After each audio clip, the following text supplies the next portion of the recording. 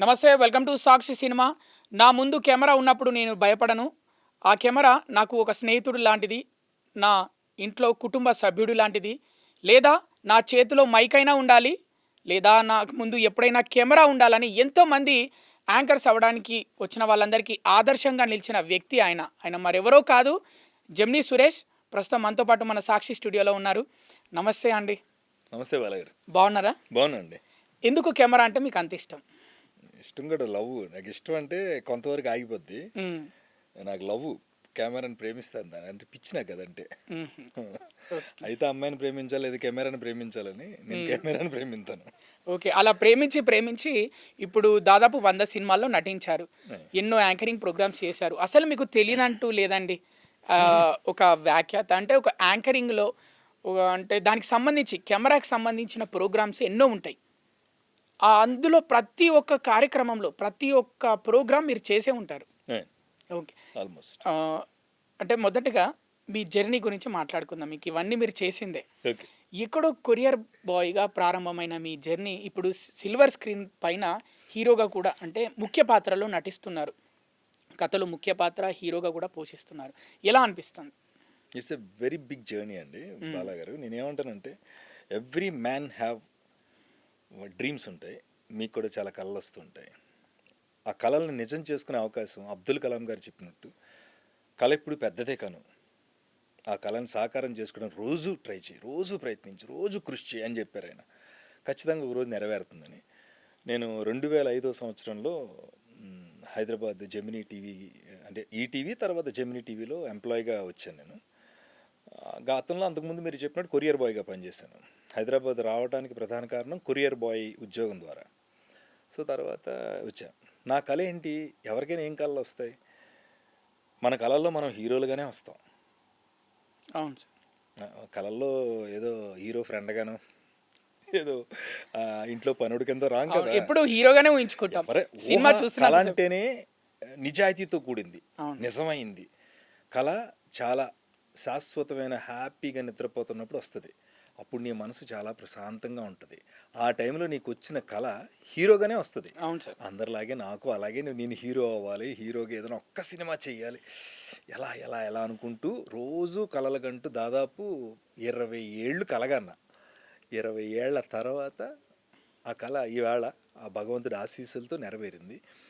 It's not a small journey అండి. ఏదో ఇవాళ వచ్చాను రేపు అయిపోయాను కాదు. ఎందుకంటే ఇక్కడ చాలా చాలా చాలా విలువలతో కూడిన జీవితం గడపాలి. Media is most powerful. మన జీవితాన్ని శాసించే స్థాయి నుంచి మనల్ని ముందుకు నడిపించే స్థాయికి ఇవాళ మీడియా ఉంది.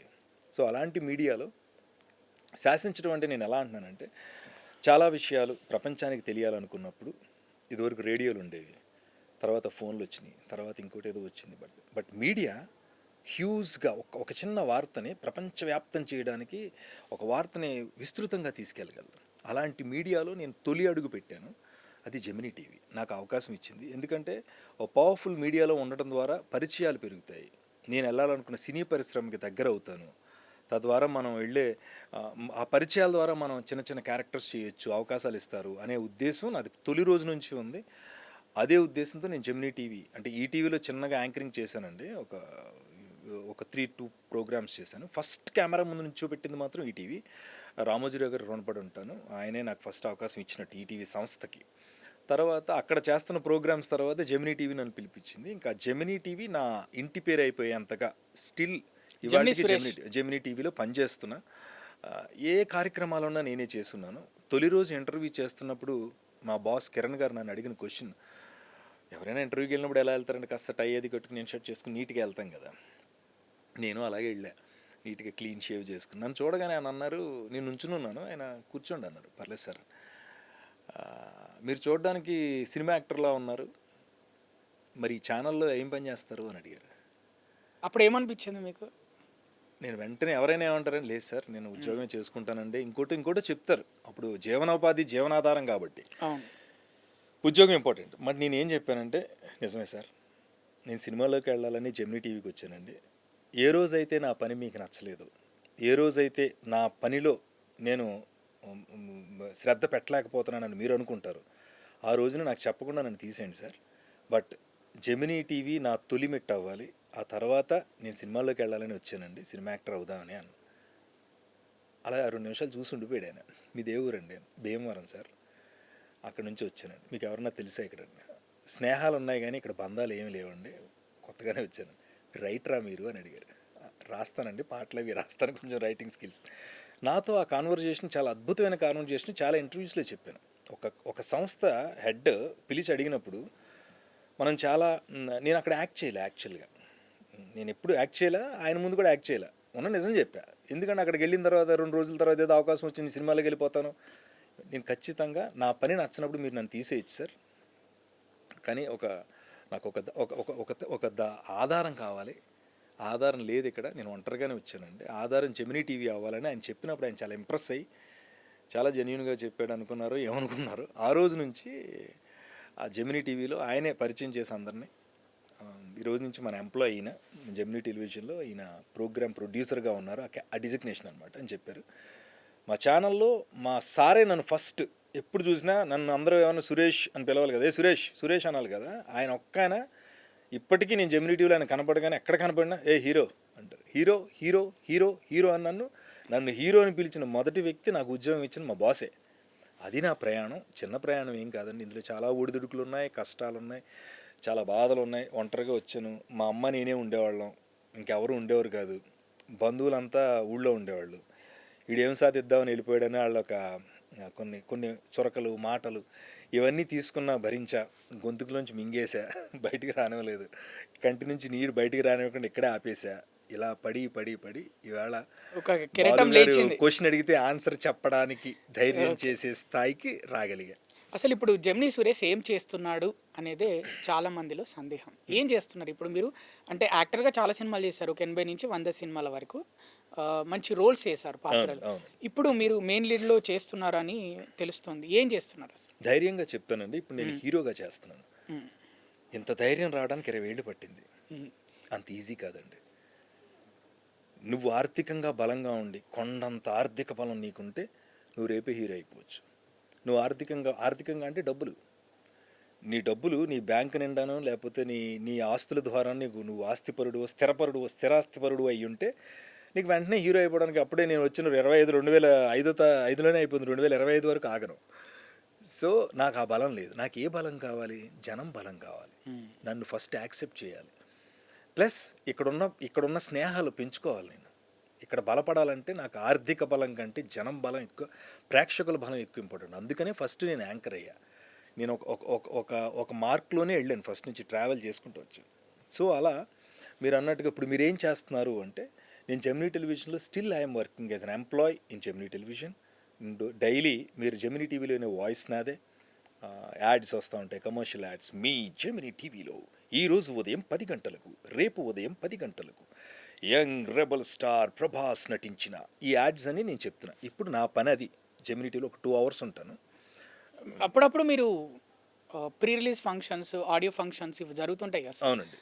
హీరోల గురించి ప్రోమోలు అవన్నీ నేనే చెప్పామండి. అది కూడా చెప్తా.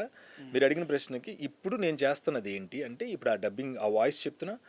డబ్బింగ్ ఆర్టిస్ట్గా ఇతర భాషల నుంచి వస్తున్నటువంటి క్యారెక్టర్స్కి మావయ్య, బావ, లేకపోతే హీరో బ్రదరు, పోలీస్ ఆఫీసర్, ఇలాంటి క్యారెక్టర్స్కి డబ్బింగ్స్ చెప్తున్నా. అంటే Malayalam to Telugu, Kannada to Telugu, Tamil to Telugu, Hindi to Telugu కూడా చెప్పాను కొన్నాళ్ళ క్రితం. మిథున్ చక్రవర్తి గారికి, గోవిందా గారికి, మా టీవీలో వచ్చిన సినిమాలు అవన్నీ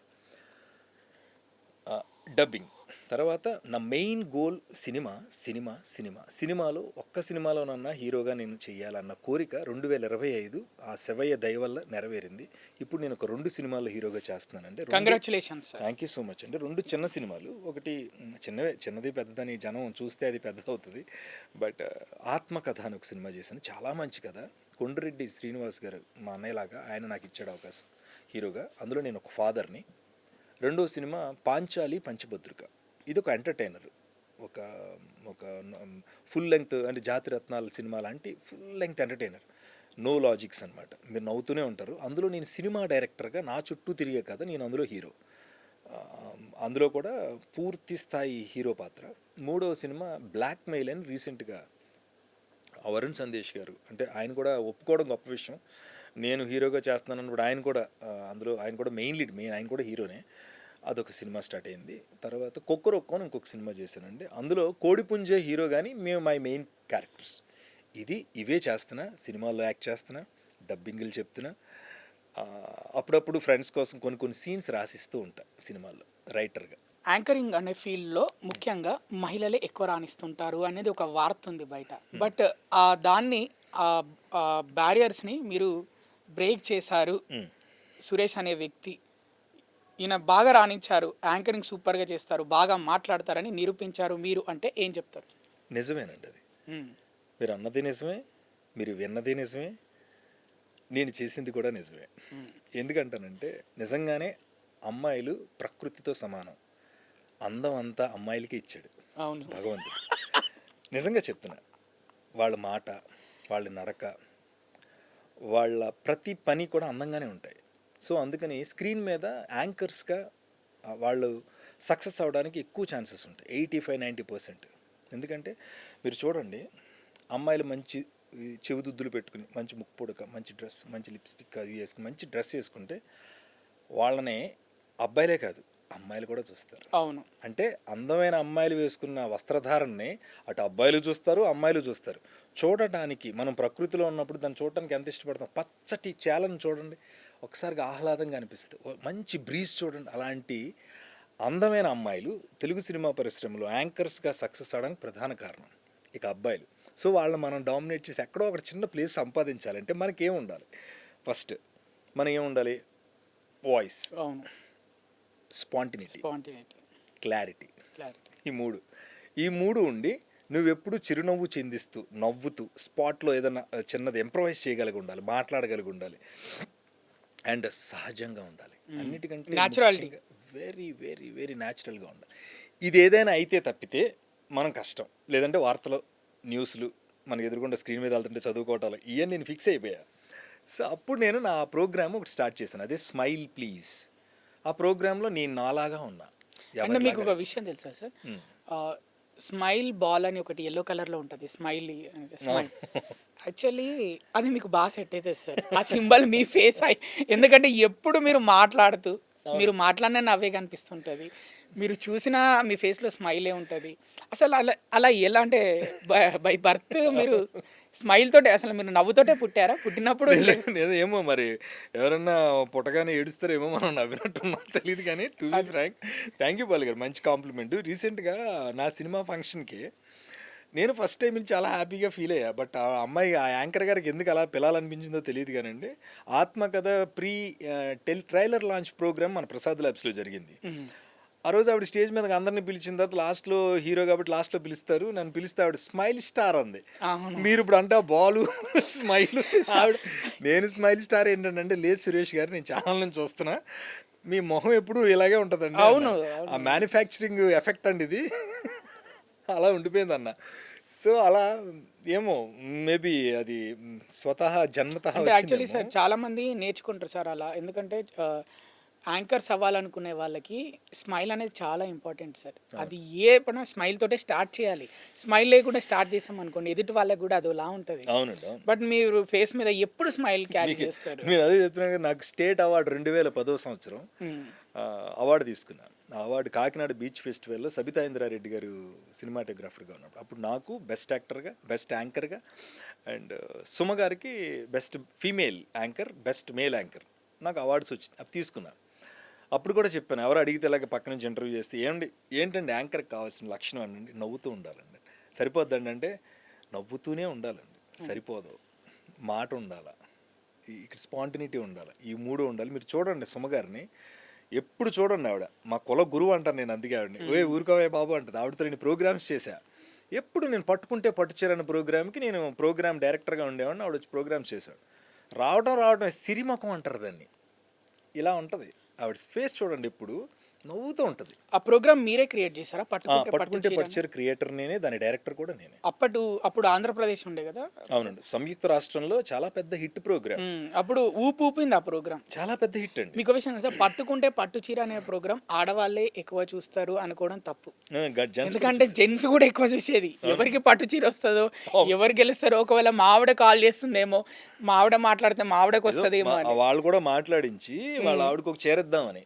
అవును. రేట్ కరెక్ట్గా చెప్తే చేసేవాళ్ళం. అవును. అది కళామందిర్, కొన్ని కళానికేతన్ అని, చందన బ్రదర్స్ అని వీళ్ళతో మేము స్పాన్సర్షిప్ అనమాట. వారం వారం ఒక 5 చీరలు. కానీ అసలు సూపర్ కాన్సెప్ట్ సార్ అది. అవునండి. అది దాని తర్వాత నేను ఇంకోటి కూడా కాన్సెప్ట్ చేశాను అప్పట్లోనే. హ్మ్. నా చెప్తే మీదే చెప్పకపోతే మాదే అని. హ్మ్. చెప్తే మీదే అంటే ఇప్పుడు యంగ్ రెబల్ స్టార్ ప్రభాస్ గారు, చిరంజీవి గారు, మన హీరోలు ఉన్నారు కదా, హ్మ్. వాళ్ళ తాలూకా షర్ట్లు, వాళ్ళు పెట్టుకున్న గాగుల్స్, చేతుకున్న వాచ్, హ్మ్. షూస్, వాళ్ళు వాడిన బైక్స్, ఇవన్నీ వేలంపాట వేయడం. అప్పట్లో అది చాలా పెద్ద హిట్. అది కూడా అవును. ఒక చూపిస్తాం ప్రభాస్ గారిది. ఈ సినిమా రాఘవేంద్ర సినిమాలో ప్రభాస్ గారు వాడిన వస్తువు ఇదిగో అని చూపిస్తారు యాంకర్. చూపిస్తే అది చూస్తే ఇది వేలం వేస్తారు. 4 కాల్స్ ఉంటాయి, 4 పాడుకుంటారు. 2000, ఒకళ్ళు 3000, లేకపోతే 5000, 10,000, 20,000, 30,000 అలా. అది పాడుకున్నప్పుడు నేను దాన్ని ఏంటంటే మేము ముందే ఆ ప్రొడ్యూసర్స్తో మాట్లాడి ఆ సినిమాలో ప్రమోషన్లో భాగంగా వాళ్ళకి ఉచితంగా ఇచ్చేస్తాం. కానీ దాన్ని పాడుకునేవారు ఎవరు ఎక్కువగా పాడతారు, మీకు అర్థమైందా? అది చాలా పెద్ద హిట్ ఆ ప్రోగ్రామ్ కూడా. అందులో చిరంజీవి గారు అప్పట్లో ఆపద్బాంధవుడి సినిమాలో చిరంజీవి గారు వాడిన టీవీఎస్ 50, హ్మ్. అది రాజమండ్రి ప్రాంతంలో వాడిన ఒక బండి. చిరంజీవి గారు నడుపుతారు ఆ సినిమాలో. ఆపద్బాంధుడా, పాలు అవన్నీ ఉంటాయి, ఆపద్బాంధుడు అనుకుంటా. హ్మ్. ఆపద్బాంధుడు అండి. నాకు గుర్తు. అలా దాన్ని కూడా వేలం వేసి అప్పట్లో చాలా ఎక్కువ కొనుక్కున్నారు. హ్మ్. అది దేని వేరే మంచి కాజ్కి ఉపయోగించారు, ఆద పిల్లలకి ఏదో ఇచ్చారు. అలా నేను క్రియేట్ చేసిన ప్రోగ్రామ్ ఇదోటి పెద్ద హిట్. చెప్తే మీదే చెప్పకపోతే మాదే అని. ఆ రేట్ చెప్పాలా, ఆ చీరది కూడా రేట్ చెప్పాలా. ఇలాంటి చాలా ప్రోగ్రామ్స్ అండి. దీపావళి కొన్ని ప్రోగ్రామ్స్ చేసాం. సో క్రాకర్స్ మీరు ఎవ్రీథింగ్ మీడియాలో అన్నీ చేశారు. ప్రోగ్రామ్ ప్రొడ్యూసర్ అనుకోవచ్చు, రైటర్గా కూడా చేశాను. రైటర్ చేశారు, బ్యాక్గ్రౌండ్ వాయిస్ ఇచ్చారు, యాంకరింగ్ చేశారు, ప్రతిదీ చేశారు మీరు. మీకు బాగా నచ్చేది ఏంటి సార్? అంటే మీడియా అయినా అంటే మీడియాలో కెమెరా ముందు ఇవన్నో ఉంటాయి, మనకి చాలా ఉంటాయి. సో వీటిలలో మీకు బాగా మీ మనసుకు బాగా ఇష్టమైనది, ఇప్పుడు కూడా చేస్తే దాన్ని బాగా ఇష్టంగా చేసే ప్రోగ్రామ్ ఏంటి? అంటే వర్క్ ఏంటి? ACTING acting. అంతే. ఓకే. కెమెరా ముందు స్పెల్లింగ్ యాక్టింగ్. చెప్పా మీకు క్లియర్గా ఉంటుందని. ఓకే. యాక్టింగ్ అంటే మీకు పిచ్చి ఇంక అంతే. దానికోసం వచ్చానండి. నాకు అన్నం పెట్టింది, నన్ను నిలబెట్టింది. మీరు ఒక న్యాచురాలిటీ అంటున్నారు కదా, మీరు యాక్టింగ్ చేసినట్టు ఉండదు యాక్చువల్లీ. నేను ఇంకో విషయం చెప్తాను బాలు గారు. నన్ను నన్ను ఎక్కడ ఇంటర్వ్యూలో ఎవరు అడుగుతుంటే హఠాత్తుగా, ఏమంటే మీరు అసలు యాక్టింగ్ చేసినట్టు ఉండదండి, అసలు మామూలుగా ఉంటారండి అంటే, రాకండి అన్న. ఏమి రాకండి అన్నది, యాక్టింగ్ రాకుండానే 100 సినిమాలు చేశారా అన్న. రాకేనండి, నేను నిజంగా చెప్తున్నా. ఏడుపు వస్తే ఏడిచా, నవ్వు వస్తే నవ్వా. డైరెక్టర్ చెప్పింది చేశా. ముఖ్యంగా వాళ్ళకి ఏం కావాలో. యాక్టర్ అంటే ఏముందండి, నేను క్లియర్గా చెప్తా. నిజ జీవితంలో మనం మామూలుగా ఉంటాం. ఇందాక ఎవరో మన గేటు దగ్గర, సాక్షి గేటు దగ్గర ఎవరో పలకరించారు, సార్ అన్నారు. గుర్తుపడితే కళ్ళు పెద్దవి అవుతాయి, గుర్తుపట్టకపోతే ఎవరు సార్ అని అడుగుతారు. అది ఆయన డ్యూటీ. నేనైనా సార్ మీరా బాగున్నారండి, రండి సార్. అదేంటి, నేను యాక్టర్ అవ్వటం వల్ల వచ్చింది కదా. సహజంగా బ్రతకటం, సహజంగా ఉండటం. ఇప్పుడు ఎప్పుడు ఏమంటానంటే, సహజంగా ఉండగలటం చాలామంది కష్టం అవుద్దండి. అవునండి. 4 లైట్లు వేసి 2 కెమెరాలు, ఆ రెడ్ లైట్ అబ్బాయి వెలుగుతుంది చూడండి కెమెరా ముందు అని చూస్తే భయమేసేది వీడికి.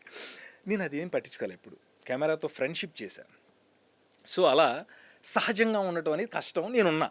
నా ఫస్ట్ ప్రోగ్రామ్ చెప్పాను కదా, స్మైల్ ప్లీజ్. ఆ ప్రోగ్రామ్ చూసి ఫస్ట్ 4 వీక్స్ మా కో యాంకర్సే, లైక్ మా భార్గవ్ కానీ, మా ఝాన్సీ గారు, లేకపోతే ఇంకా వీళ్ళందరూ నన్ను, ఏమయ్యా ఏంటి అసలు స్క్రిప్ట్ రాసుకోవా నువ్వు, ఏమీ రాసుకోకుండా చేసేస్తున్నావు, మాట్లాడేస్తున్నావు ఏంటి కెమెరాతో, ఏంటది అని. నేనేం రాసుకోలేదని మైండ్లో ఉంది, అలా చేస్తున్నానండి. ఆ 4 episodes, 5th, 6th, 7th episode ఎన్ని లెటర్స్ వచ్చేవి నాకు. భయ్యా ఏంటి భయ్యా మీరు మాతో మాట్లాడుతున్నట్టుంది, టీవీలో చూస్తుంటే, టీవీలో చూసినంతసేపు మీరు నాతో మాట్లాడుతున్నట్టు. అవును. అప్పుడు ఛానల్స్కి లెటర్స్ పంపేవాళ్ళు కదా సార్. అవునండి. అవును. ఇప్పుడు ఈ సోషల్ మీడియా ఇదంతా పెద్దగా అయిపోయి ఇవన్నీ మనకు టెక్స్ట్ మెసేజ్లు, వాట్సాప్లు ఇవన్నీ వచ్చినాయి. కానీ ఆ టైంలో ఉత్తరాలు రాసే లెటర్సే. మీకు బాగా ఏదైనా గుర్తుండిపోయింది మీకోసం, మీ దగ్గరికి వచ్చిన ఉత్తరం ఒక ప్రేక్షకుడి నుంచి బాగా మీకు? చాలా చాలా అండి. నాకంటే నేను అదే చెప్తున్నాను కదా, నేను వెంటనే అంటే వాళ్ళకి ఏమన్నా నెంబరు లేకపోతే ఏదైనా ఇస్తే, అప్పుడు మనకి ల్యాండ్ లైన్స్, ఫోన్స్ ఇవి ఉన్నాయి. 2005, 2006 టైంలో మనం ఒక ఫోన్కి అవుట్ గోయింగ్ కాల్ చేయాలని బోల్ డబ్బులు అయిపోతాయి. సెల్ ఫోన్ మా కంపెనీ ఫోన్ ఇచ్చింది. ఇప్పటికీ అనేంబరే నా దగ్గర. అదేంటంటే దాంట్లో నుంచి ఫోన్ చేస్తే మనం ₹6, ₹7 అలాంటిది ఏదో రూల్ ఉండేది అప్పుడు. సో నేను ఏంటంటే వాళ్ళ నెంబర్లు అవి పెట్టేవాళ్ళు, ఫోన్ లెటర్స్ రాసేవారు. ఎక్కడ శ్రీకాకుళం, ఎక్కడ నెల్లూరు పైన, తెలుగువాడు అనేవాడు ఉన్న ప్రతి చోటకి నేను వెళ్ళానండి. వాళ్ళ ఇంటికి వెళ్ళా, వాళ్ళ ఇంట్లో మనిషిగా వెళ్ళా, వాళ్ళ అన్నయ్య, వాళ్ళ తమ్ముడు, వాళ్ళ బావ, ఇంకేమైనా అనుకోండి, వాళ్ళ ఇంట్లో అరే మనోడు వచ్చేసాడు, మనోడు అనేవారు తప్ప, ఈడు అనేవారు తప్ప, ఎవడీడు అని అనలా. అది భగవంతుడు నాకు ఇచ్చిన గిఫ్ట్. ఎందుకంటే నేను సహజంగానే ఉన్నాను. మీరు అన్నట్టు నేను యాక్టింగ్ కూడా డైరెక్టర్ చెప్పిందని మ్యాక్సిమం సహజంగా చేయడానికి ట్రై చేస్తా. ఇప్పుడు నేను మ్యాక్సిమం సహజంగా చేయడానికి ట్రై చేస్తా అని నా చెయ్యి ఇలా వచ్చింది కదా, అవును. ఇది సహజత్వం. Okay sir. అది ఇంత అంతకంటే ఏం సహజంగా ఉన్నారు కదా మీరు, ఎప్పుడైనా మీకు అనిపించిందా? అంటే దాదాపు 20 సంవత్సరాలు కెమెరా ఫీల్డ్లో ఉన్నారు. Either it could be anchoring అయినా కావచ్చు, యాక్టింగ్ అయినా కావచ్చు, ఏదైనా కెమెరా ఫీల్డ్లో ఉన్నారు మీరు. ఎప్పుడైనా ఒక్కరోజు ఎప్పుడైనా ఏంట్రా భయ్ ఊకే ఈ కెమెరా ఏంటి, నా లైఫ్ ఏంటి, నేను చాలు ఈ బాధలు నాకు చాలు, ఇంతేనా నా లైఫ్, ఇలానే ఉంటుందా అని ఎప్పుడైనా అనిపించిందా?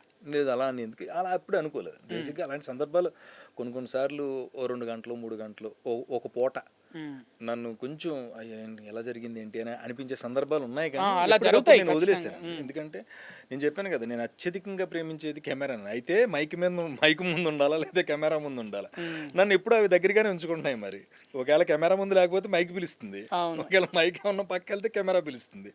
సో నేను అంటే తాళి కట్టలేదు కానీ పెళ్ళంలాగా ప్రియురాల్లాగా వీళ్ళిద్దరు రెండు నాతో పాటే ఉన్నాయి కాబట్టి నాకు ఎప్పుడు అలా అనిపించలే. ఉన్నాయి కొన్ని సందర్భాలు ఉన్నాయండి. ఎప్పుడన్నా నన్ను ఒక సినిమాలో పెట్టి చాలా బాగా వచ్చింది సీన్ అనుకున్న తర్వాత దాని ఎడిట్లో తీసేసినప్పుడు, సాహో మూవీలో మీ క్యారెక్టర్ తీసేశారంటే నిజమేనా? కొన్ని డైరెక్టర్స్ ఉంటాయి కదండి. యాక్చువల్గా నేను ప్రభాస్ గారు మాట్లాడుకునే ఫోన్ కట్స్, నేను అందులో ఒక రాబరీ దొంగల ముఠాకే నాయకుడిని. నేను ప్రభాస్ గారు ఫోన్ చేస్తే మేము వెళ్ళి నగల షాపును దోచుకుని వచ్చేయడం అలాంటిది ఏదో ఉంది. ఆ ఎపిసోడ్లో 2 సార్లు ప్రభాస్ గారు నాకు ఫోన్ చేసే కట్స్ ఉంటాయి.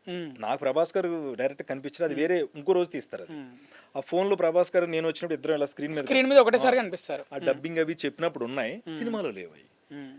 అలాగే అప్పుడు ఏమన్నా ఫీల్ అయ్యారా మరి? అదే ఆ సందర్భాలే చెప్తున్నా, ఖచ్చితంగా ఫీల్ అవుతాం కదా సినిమా.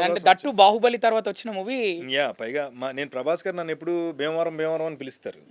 ఆయనతో చేశాననే సంతృప్తి, ప్రభాస్ గారు లాంటి ఒక మ్యాచ్ యాక్టర్ మా ప్రాంతం నుంచి వచ్చారు, ఆయనతో కలిసి యాక్ట్ చేశాననే సందర్భం నలుగురు చెప్తాం కదా. అది ఏమైందంటే ఆ ఫోన్ కట్ తీసేసి డైరెక్ట్గా మేము రాబరీకి వెళ్ళినట్టు పెట్టారు. అవునవును.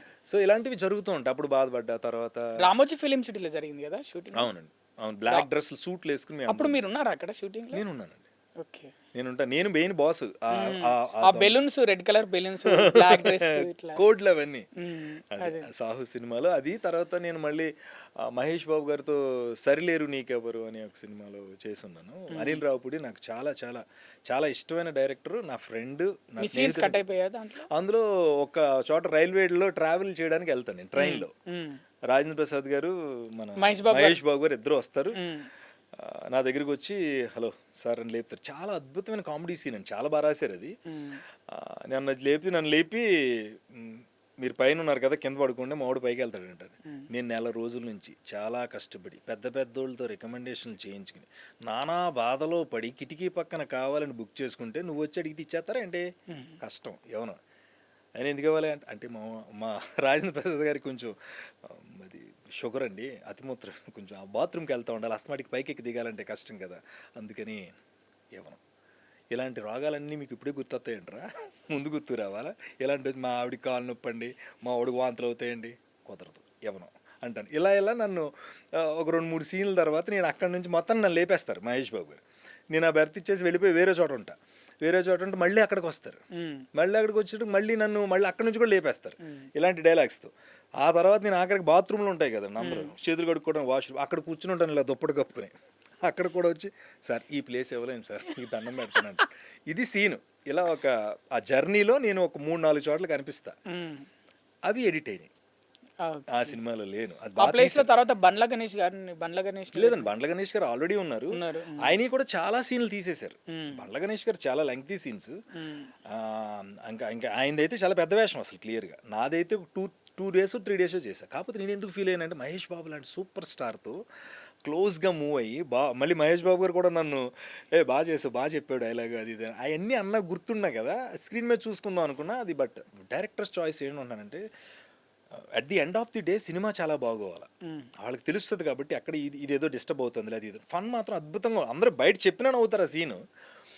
అది లేదు, అదొకటి ఫీల్ అయ్యి అదొకటి బాధపడ్డా. తర్వాత ఇంకా అదే కొన్ని ఛాన్స్లు వచ్చినట్టే వచ్చి లాస్ట్ మినిట్లో అది కూడా ఏం చేస్తానంటే ఒక 2-3 hours ఉంటుందండి, లేకపోతే ఒక పూట ఉంచుతాను మైండ్లో, పక్కన పడేస్తా, మళ్ళీ ఏదో వేరేది పట్టుకుంటా. అలాగే జర్నీ అంతే, ఆ సందర్భాలు తప్ప భారీగా ఇది ఇబ్బంది పడిపోయి ఏమీ లేవులేండి. యాక్టర్ అవ్వడానికి ఒక్కో దారి ఎంచుకుంటారు. మీరు యాంకరింగ్ ద్వారా వచ్చారు, కొందరు జూనియర్ ఆర్టిస్ట్ ద్వారా వస్తారు, కొందరు అసిస్టెంట్ డైరెక్టర్ అయ్యి కూడా తర్వాత హీరో అయిన వాళ్ళు ఉన్నారు, అవును. కొందరు ఫైటర్స్ వచ్చి హీరో అయిన వాళ్ళు, యాక్టర్ అయిన వాళ్ళు, ఇలా వివిధ రకాలుగా యాక్టర్ అవుతారు. ఫైనల్గా వాళ్ళ ఆ గోల్కి రీచ్ అవుతారు అవ్వడానికి. ఏదో రకంగా. ఒక యాక్టర్కి ఉండాలి, యాక్టర్ కావాలి అనుకున్న వాళ్ళకి ఎలాంటి లక్షణాలు ఉండాలి, అంటే ఎలా ఉండాలి? ఫస్ట్ డిసిప్లిన్, ఉమ్, నెక్స్ట్ బిహేవియర్. ఉమ్, అప్పుడు నువ్వు యాక్టింగ్ రాకపోయినా చాలా గొప్ప నటుడు అవుతావు. ఉమ్, అవరు నటుడిని చేస్తారు, జనం తీసుకుంటారు, డైరెక్టర్స్ బ్లెస్ చేస్తారు, ఆటోమేటిక్గా నిలబడతావు. ఏముండాలి? Discipline, discipline, behaviour. బిహేవియర్. ఈ రెండు ఉంటే ఖచ్చితంగా తీసుకుంటారు. నీ తప్పుల్ని కూడా వాళ్ళు ఒప్పులు చేయగలుగుతారు. నువ్వు చేసిన చిన్న చిన్న తప్పుల్ని సరిదిద్దుతారు. ఒక ఒక బిడ్డలాగా నిన్ను ముందుకు నడిపిస్తారు. ఎప్పుడు? Discipline, behaviour. బిహేవియర్. ఈ రెండు ఉంటాయి. సో ఇవి రెండు నేను ఎప్పుడు కూడా, నాకెవరూ లేరు కాబట్టి నేను వీళ్ళందరినీ చేర్చుకున్నాను కాబట్టి ఏనాడు వీళ్ళందరినీ నేనే కలుపుకున్నాను. ఎవరినైనా అన్న అని పిలుస్తా, డైరెక్టర్స్ అందరినీ సార్ అంట, వెళ్ళి కలుస్తా. ఇవాళకి నేను వెళ్ళి డైరెక్టర్ని వేషం అడుగుతా, నాకు ఉందనుకోండి ఆటోమేటిక్గా ఇస్తారు. అందుకని నేను కనీసం ఈ ఎప్పుడైనా బాధపడతారా 100 ఫిలిమ్స్ చేయగలిగాను. ఎప్పుడైనా ఫీల్ అవుతారా? మళ్ళీ వెళ్ళి వేషం అడుగుతుంటారు కదా, ఆఫీస్లోకి వెళ్ళో కాల్ చేసో, నాకేమండి నాకు వేషం ఉందా, క్యారెక్టర్ ఉందా అని అడుగుతుంటారు కదా, అప్పుడు ఏమన్నా చిన్న ఫీల్ లాంటిది ఏమన్నా? ఫస్ట్ నేను చెప్పనండి, నాకు సిగ్గులేదు. అదే కాదా కావాల్సింది ఫస్ట్. నాకు అసలు క్లియర్గా చెప్తున్నా, మీరు అడిగిన దానికి ఒకటే ఆన్సర్, సిగ్గు లేదు. అసలు నేను నామోషిగా ఫీల్ అవును. ఎప్పుడైతే సినిమా యాక్టర్కి సిగ్గు అనేది ఉండదో డెఫినెట్గా ముందుకు వెళ్తాడు. అవును సార్.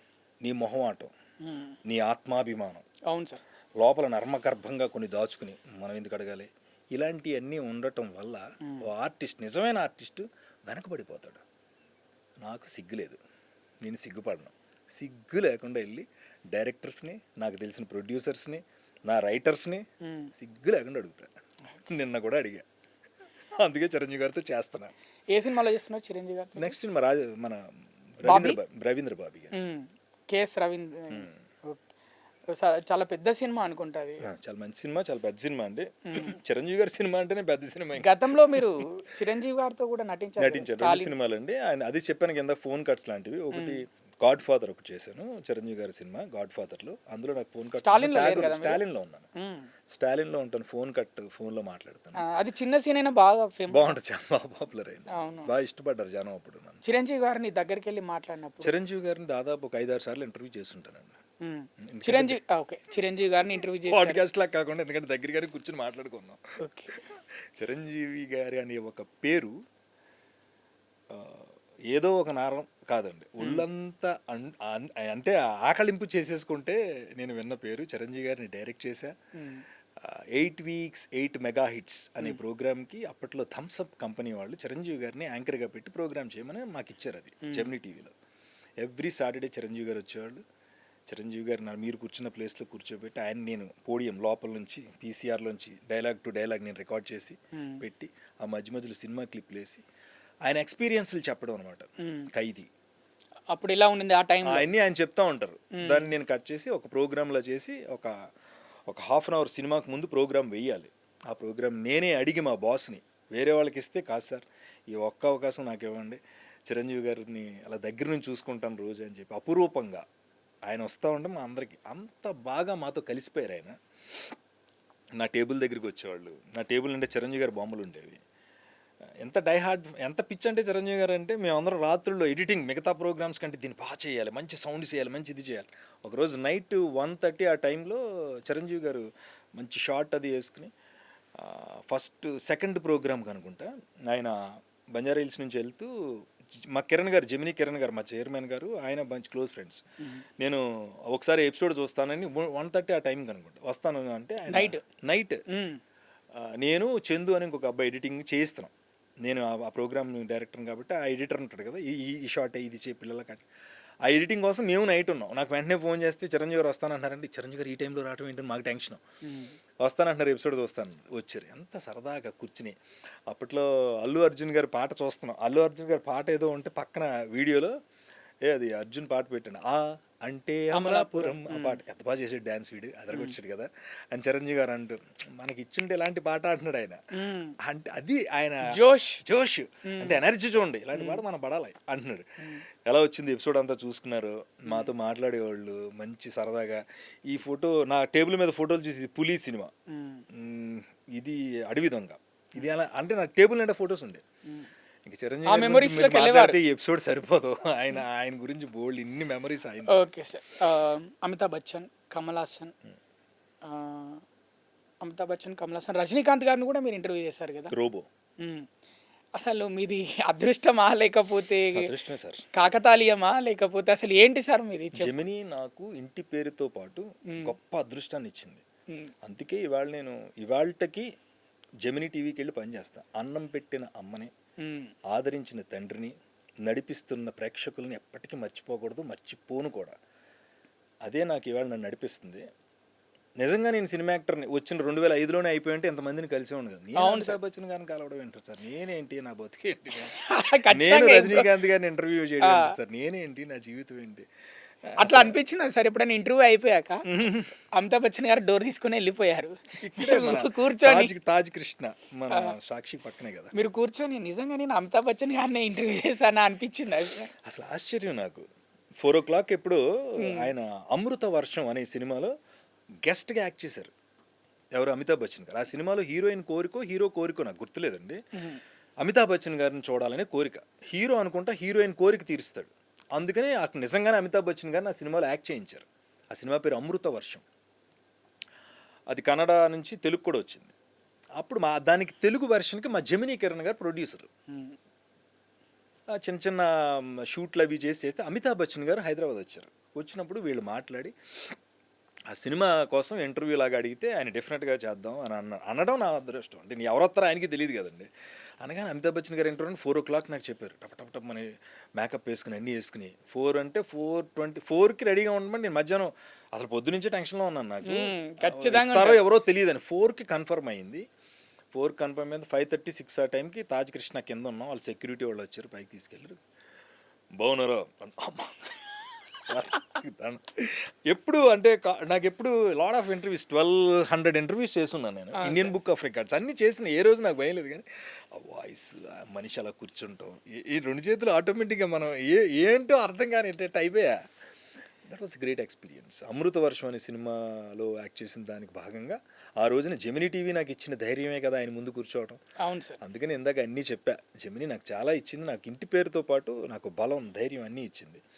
సో అలా ఆయన్ని. తర్వాత రోబో సినిమా తెలుగులో డిస్ట్రిబ్యూట్ చేసింది మా జెమినీ సన్ వాళ్ళది సినిమా కూడా. సో అప్పుడు రజనీకాంత్ గారి ఇంటికి వెళ్ళి మెడ్రాస్ 2 days స్టే చేసిన తర్వాత ఆయన వచ్చి, ఆయన చక్కటి తెలుగు, అద్భుతమైన తెలుగు, ఆయన ముందు కూర్చుని ఆయన ఇంట్లో ఫుడ్ తెప్పిస్తే తిని కాసేపు ఆయన్ని రోబో టైం అది వచ్చేసాను. కమల్ హాసన్ గారిని ఒక 3 times ఇంటర్వ్యూ చేశాను. Very good experience with Kamal Haasan garu. Such a great actor Kamal Haasan garu. నాకు అనిపిస్తుందండి, ఇట్స్ ఎ డెస్టినీ. నేను ఆ రోజే యాక్టర్ని అయిపోయి ఉంటే వీళ్ళందరినీ నేను ఎందుకు కలుస్తాను, నాకు అవకాశం ఎందుకు వస్తుంది? యాంకర్గా ఉండబట్టే వీళ్ళందరినీ యాక్చువల్లీ మీరు పరిపూర్ణమైన ఏమంటారు యాక్టర్ అనుకోవచ్చు. సీరియస్. ఎందుకంటే చాలా మంది యాక్టర్స్కి అలాంటి ఆపర్చునిటీస్ అంత పెద్ద హీరోలతోటి, దట్టు ఆ ఇండస్ట్రీలో నెంబర్ 1 ఉన్న హీరోలతోటి గంటలు కూర్చొని మాట్లాడే అదృష్టం చాలా మంది యాక్టర్లకు రాదు. నేనే చెప్తున్నాను కదా, నేను అంతమంది యాక్టర్స్ని కలిసేవాడినే కాదు. You name it anybody. మీకు గుర్తొచ్చిన టక్కున ఒక పేరు చెప్పండి, ఏదైనా మీకు ఇష్టమైన కాదు, మీకు గుర్తొచ్చిన ఇది చెప్పండి ఊరికే. ఎవరో యాక్టర్ అంటే చిరంజీవి గారిని ఒక 5 times ఇంటర్వ్యూ చేశారు. యూ నేమ్ ఇట్ ఎనీబడి అండి. ఎక్కడి నుంచి ఒకళ్ళని తీసుకురండి పోనీ, ఊరికి ఎవరో ఒకళ్ళు పేరు చెప్పండి. ఖచ్చితంగా ఈ ఇంటర్వ్యూ చేసి ఉండడు అన్న పేరు కూడా చెప్పండి. హీరోలు మెయిన్ విలన్స్, హీరోయిన్స్ చేసి ఉండడు అనే పేరు చెప్పండి. మీరు ట్రై చేయండి, ఏదైనా ఉందేమో చూద్దాం. ముఖేష్ ఋషి గారిని కూడా ఇంటర్వ్యూ చేశా. నరసింహనాయుడు, ఇంద్ర, ఆయన నేను ఇంటర్వ్యూ చేశా. అదే కదా మన మహేష్ బాబు గారి సినిమాలో ఏం తోట ఇది, దేవర కోటలో మామిడి తోట అంటే ఆయనగా ముఖేష్ ఋషి అని ఇంటర్వ్యూ చేశానండి. మీరు ఎన్ని 1200 ఇంటర్వ్యూలు చేశారు సార్? ఇంకా పైన ఉంటాయి, 1200 పైన ఉంటాయండి సార్. అది 24 frames. ఆ ప్రోగ్రామ్కి గాను నాకు స్టేట్ అవార్డు వచ్చింది. ఇంకా ముఖ్యమైన క్లియర్గా చాలా మంది అడుగుతారు, ఏమంటే అంతమంది హీరోలు చేశారు, విలన్ చేశారు. నేను షకీలాని కూడా ఇంటర్వ్యూ చేశాను. Super sir. శ్రీనివాస్ రెడ్డి లాంటి నా తోటి సహనటుడిని ఇంటర్వ్యూ చేశాను. అక్కినేని నాగేశ్వరరావు గారు లాంటి లెజెండరీ యాక్టర్ని ఇంటర్వ్యూ చేశా. నాగార్జున గారిని ఇంటర్వ్యూ చేశా. నాగ చైతన్యని ఇంటర్వ్యూ చేశా. అఖిల్ని కూడా ఇంటర్వ్యూ చేశాను. ఎప్పుడైనా ఇలా అనిపించింది 4 జనరేషన్స్. అందుకని ఏదైనా ఓ పేరు చెప్పండి, నేను అలా కలిసే ఉంటా. అదే ఎవరైనా మిస్ అయ్యారు పలానా వాళ్ళని ఇంటర్వ్యూ చేస్తే సౌందర్య గారండి. ఉమ్, నేను ఒక 4-5 డేస్లో నేను కొత్తగా 24 ఫ్రేమ్స్ స్టార్ట్ చేశాను. మంచి పేరు వచ్చింది. అబ్బాయి ఎవడో చాలా బాగా ఇంటర్వ్యూ చేస్తున్నాడు అన్నారు. కైకాల సత్యనారాయణ గారు లాంటి వాళ్ళు, గ్రేట్ యాక్టర్ రాజేంద్ర ప్రసాద్ గారు లాంటి వ్యక్తులు, రాఘవేంద్రరావు గారు లాంటి దర్శకులు. సాధారణంగా ఇంటర్వ్యూ అంటే ఒక అమ్మాయి ఒక అబ్బాయి చేయడం, లేకపోతే పాపులర్ అయిన యాంకర్స్తోనే చేయిస్తారు. వాళ్ళు అడిగి మరి సురేష్ ఉన్నాడా, ఫోన్లో చెప్పారు సురేష్ని పెట్టండి, సురేష్ ఉంటే బాగుంటుంది అని ఇలాంటి పెద్దలందరూ నన్ను అడిగి మరీ ఇంటర్వ్యూకి వచ్చేవాళ్ళు. అలాంటి టైంలో, అంత పీక్స్లో ఉన్న టైంలో నాకు ఒక్కటి మిగిలిపోయి సౌందర్య గారిని ఇంటర్వ్యూ చేయాలని. ఇంకొక 2 వారాల్లోనూ 3 వారాల్లో నాకు టైం ఇచ్చారు, డేట్ ఇచ్చారు 24 ఫ్రేమ్స్కి చేయాలని. మేము ప్రిపేర్ అయి ఉన్నాం. అప్పుడు ఇంత మీడియా లేదు కదండి. అవును సార్. చెప్పానుగా ఆ దుర్ఘటన జరగటం చాలా బాధపడ్డా. ఆవిడని కలవలేకపోయానే, ఆవిడని ఇంటర్వ్యూ చేయలేకపోయానని. ఇక దివంగత ముఖ్యమంత్రి డాక్టర్ వైఎస్ రాజశేఖర రెడ్డి గారిని మీరు కలిశారు, ఫోటో దిగారు. ఆ అవకాశం జగన్ గారే ఇప్పించారు మీకు అని మాకు తెలిసింది. తెలియడం కదా, మా ఇంట్లో ఉంటుందో ఫోటో. ఓకే, అది ఎలా జరిగింది? అది సాక్షి టీవీ వాళ్ళు లాంచ్ అవుతుందండి, సాక్షి ఛానల్. ఇప్పుడు అదే ఛానల్లో ఉన్నాను. గొప్ప అనుబంధం సాక్షితో నాకు. నేను అప్పుడు వాయిస్లు చెప్తున్నా. మీరు ఇందాక అడిగిన ఏవీలు ఉన్నాయి కదా, ప్రతి సినిమా ఏవీలు అంటే మెగాస్టార్ చిరంజీవి అంటే బాలకృష్ణకి, నందమూరి బాలకృష్ణ, ఇలాంటి ఏవీలన్నీ చెప్పేవాడు. అప్పుడు ఏవీలు చాలా పాపులర్. అవును సార్. ఏ సినిమా ఫంక్షన్కైనా హీరోకి ముందు ఏవీలో వేస్తారు, అవే చూస్తారు. అవి చూసిన తర్వాత సినిమా ప్రోగ్రామ్ స్టార్ట్ అవుతుంది. అలాంటి టైంలో సాక్షి లాంచ్ అవుతున్న టైంలో నా వాయిస్ని ఎవరో రికమెండ్ చేశారు. ఎందుకంటే అక్కడ ఒక బ్యాలెడ్ పేపర్ ఎలా పుట్టింది, అసలు పేపర్ ఎక్కడ పుట్టింది అనే దాని దగ్గర నుంచి మీడియా ఎంత పైకి వచ్చింది ఇప్పటి వరకు, ఎక్కడ ఉంది న్యూస్ పేపరు, సాక్షి పేపర్ పుట్టడానికి ప్రధాన కారణం అనేది బాంబే నుంచి ఇదంతా ఒక స్కిట్ లాగా చేస్తూ, ఒక బ్యాలే డాన్స్ అంటారు, చేస్తూ అది హిందీలో ఉంది. ఆ డాన్స్ చేస్తున్నప్పుడు ఆ స్క్రిప్ట్ అంతా హిందీలో ఉంటే తెర వెనకాల ఉండి ఒక వాయిస్ తెలుగులో చెప్పాలి. పేపర్ నేను పేపర్ని, క్రీస్తు పూర్వం 15వ శతాబ్దంలో నా పుట్టుక, నేను వార్తనయ్యాను, మీ ఊరి అంటే ప్రతి ఊర్లోనూ ఒక సెంటర్ దగ్గర బోర్డు పెట్టండి, ఆ బోర్డులో న్యూస్లు రాసేవారు. ఆ తర్వాత పంచాయతీకి వెళ్ళింది. ఆ తర్వాత నలుగురు కూర్చుంటే మాట్లాడుకున్నారు. అంటే ఒక న్యూస్ పేపర్ ఎలా పుట్టింది అనే దాని మీద ఒక డాన్స్లా చేస్తున్నారు.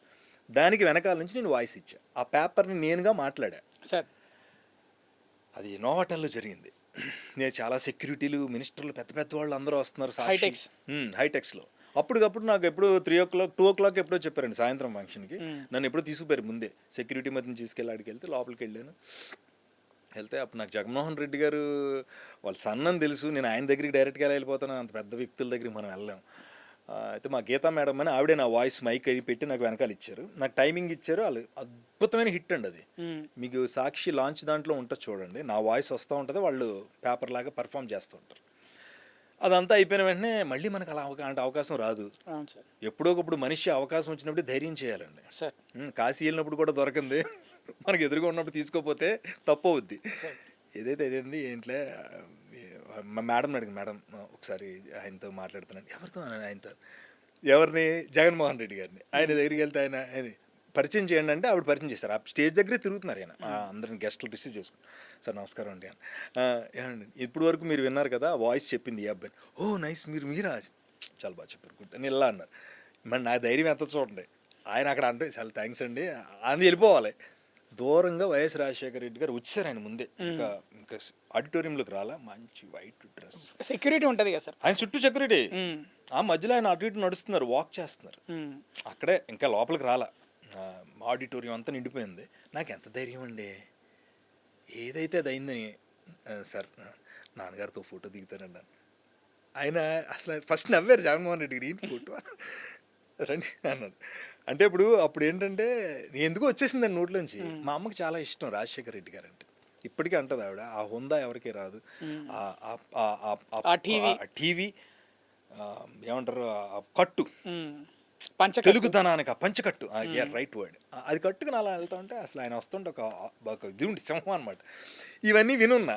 సరే ఒక ఫోటో దిగి మా అమ్మ చూపిద్దామని నేను అడగగానే ఆయన కూడా నిజంగా రండి తీసుకెళ్తాను. చుట్టూ సెక్యూరిటీ ఉన్నారు, అది ఆయన చుట్టూ బ్లాక్ పోలీస్ ఆఫీసర్స్, అదే సెక్యూరిటీ ఉంటుంది కదా. అంటే సార్ నమస్కారం అండి. సార్ ఏంటంటే ఈయన మీతో ఒక ఫోటో దిగుతారండి. ఎంత సహజంగా, మా ఇంట్లో ఉంటుందండి ఫోటో, మీకు ఉంటే మీకు పంపించండి. పంపించండి. పక్కన నుంచుని ఉంటాను ఇలాగా, ఆయనతో దిగాను ఫోటో. అంటే చూసారా అప్పుడు నేను చేసిన ధైర్యమే కదా ఆయన దాకా తీసుకెళ్ళింది. నేను మామూలుగా భయపడి ఆగిపోయాను, మళ్ళీ రాజశేఖర రెడ్డి గారితో ఫోటో దిగలేను. సో అది గొప్ప ఎక్స్పీరియన్స్ అండి. ఆయన రాజశేఖర రెడ్డి గారు ప్రతిపక్ష నాయకుడిగా ఉన్న టైంలో ఎప్పుడూనో జెమినీ టీవీలో నేను తేజ ఫిలిం న్యూస్ అని ఫిలిం న్యూస్ చదువుతున్నా. ఇలాంటి స్టూడియోలోనే ఆయన కూడా లోపలికి వచ్చారు. మళ్ళీ అప్పటికి ఆయన ఉన్నప్పుడు, అప్పటికి ఇంకా సీఎం కాకముందు, అప్పుడు కూడా ఆయన చూడగా నాకు రాజశేఖర్ సార్ నమస్కారం అండి అన్న. పర్లేదు సార్ మీ పని ఏమైనా డిస్టర్బ్ అయిందా అన్నారు. లేదండి లాస్ట్లో న్యూస్ చదువుతున్నాను సార్ అంటే ఓకే అది ఏసీ రూమ్ కదా నేను ఉంటే మీకు ఇబ్బందా అని ఏం లేదు సార్ అని ఆయన చేరి ఏంచాను అక్కడ కూర్చున్నారు. ఆయన అక్కడ ఉండగానే నేను న్యూస్ చదివా ఫిలిం న్యూస్. ఆయన ఉన్నారని కొంచెం ఇలా పడుతుంటే ఆయన బాగుంది వెరీ గుడ్ అని బయటకు వచ్చింది. సార్ నమస్కారం అండి అన్న. ఆయన ఆ రోజు ఇంటర్వ్యూకి వచ్చారండి, జెమినీ టీవీకి అయితే ఇంటర్వ్యూకి వచ్చారు. అదొక ఎక్స్పీరియన్స్ రాజశేఖర రెడ్డి గారిని కలిసి 2 సార్లు. Okay sir. ఇక చాలామంది యువత యాంకర్స్ అవుదామని అలాగే యాక్టర్స్ అవుదామని చాలామంది వస్తుంటారు. వాళ్ళకు మీరు ఆల్రెడీ 20 సంవత్సరాలు కెమెరా ముందు ఉన్నారు, మీరు ఇచ్చే సలహా ఏంటి? వద్దు. ఎందుకు వద్దు సార్? ఎందుకంటే వద్దు, వద్దంటే బాధపడతారు మళ్ళీ. బాధ కాదు, నేనేమంటానంటే బట్ ఈ రోజుల్లో చాలా ఆపర్చునిటీస్ ఈ రోజున అప్పుడు ఆ రోజు ఈ క్వశ్చన్ అడుగుంటే 22,000 ఆ టైంలో నాతో పాటు చాలా మందిని తీసుకొచ్చా. నాతో పాటు యాంకరింగ్ కావాలి దీన్ని ప్రొఫెషన్గా తీసుకుందాం అనుకున్న వాళ్ళు చాలామంది. అప్పుడు వేరండి, ఇప్పుడు ఇదే కాదండి, చాలా ఉంది. మీ చేతిలో సెల్ ఉంది, అందులో కెమెరా ఉంది, ఎలాగైనా ఫేమ్ అవ్వచ్చు. మీరు ఏ రకంగానైనా ఫేమస్ అవ్వచ్చు. మీ దగ్గర నిజంగానే టాలెంట్ ఉండుంటే అసలు ఎవరిని అడగక్కర్లా సార్. మీకు నిజంగానే మీరు అనుకున్న గోల్ రీచ్ అవ్వడానికి కావాల్సిన దమ్ము ధైర్యం, యాక్టర్ అవ్వాలంటే యాక్టర్, యాంకర్ అవ్వాలంటే యాంకర్, వాయిస్ అవ్వాలంటే ఏం చేయొచ్చండి. సెల్ ఫోన్ చేతిలో ఉంటే నువ్వు హీరో, నైట్ స్టార్ అవుతావు. అందుకని వద్దన్న ఇప్పుడు ఈ ప్రయత్నాలు ఇవన్నీ చేయటం ఎందుకు వచ్చింది. హ్యాపీగా మీకు చేయాలనుకుంది మీ పని మీరు చేసుకుంటూనే, ఎంతోమంది వాళ్ళ సాఫ్ట్వేర్ ఎంప్లాయీస్ వాళ్ళ పని వాళ్ళు చేసుకుంటూనే యాక్టర్స్గా యాంకర్స్గా పాపులర్ అవుతున్నారు. సో చూసారుగా వ్యూవర్స్, ఒక యాక్టర్ కావాలంటే ముందుగా డిసిప్లిన్ బిహేవియర్ ఉండాలి. అలాగే ఒక యాంకర్ కావాలంటే మంచి గొంతు ఉండాలి, గొంతుతో పాటు స్పాంటనిటీ ఉండాలి, ఆ సిచ్యువేషన్ తగ్గట్టు మాట్లాడగలగాలి. ఇవన్నీ ఉంటే మీరు ఖచ్చితంగా కెమెరా ఫీల్డ్లో రాణించగలరు అని చెప్తున్నారు జెమినీ సురేష్ గారు. Thank you so much sir, ధన్యవాదాలు. మాతో ఈ ఇంటర్వ్యూలో జాయిన్ అయినందుకు ధన్యవాదాలు sir. Thank you so much and thanks lot. I wish you all the best. ఎప్పుడు నవ్వుతూ ఉండండి. Thank you sir.